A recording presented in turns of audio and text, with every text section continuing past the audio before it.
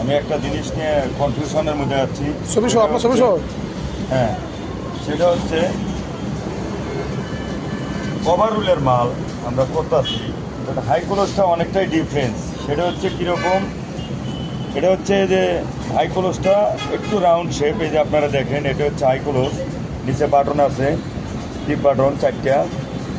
এই বাটনটা এখানে এখানে দেয়, এটা মিলতে হবে,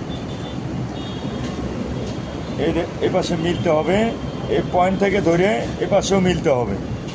তাহলে আসলে এটা খুব ক্রিটিক্যাল একটা পয়েন্ট, একটু নির্বিষ হলে পরে এটা আর মিলানো যায় না।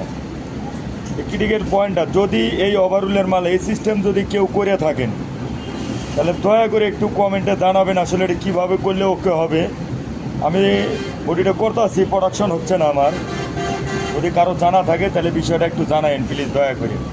ধন্যবাদ সবাইকে।